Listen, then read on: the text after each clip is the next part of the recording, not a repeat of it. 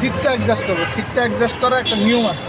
কীভাবে আসলে সিটটা আমরা তো দাম করে ধরি, আমরা সিটটা অ্যাডজাস্ট করি, মাপ তারা তো সিটটা অ্যাডজাস্ট করা যাবে যাবে।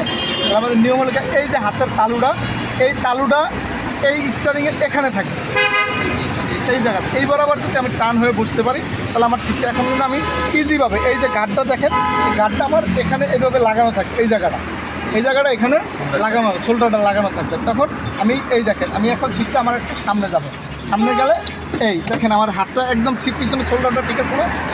হ্যাঁ, এই যে হাতটা এখানে ঠিক আছে না? এখন কোনো টান হয়েছে বা পূজা হয়েছে, যদি আমি বেশি নেই তাহলে কী হলো, বেশি হয়ে গেল।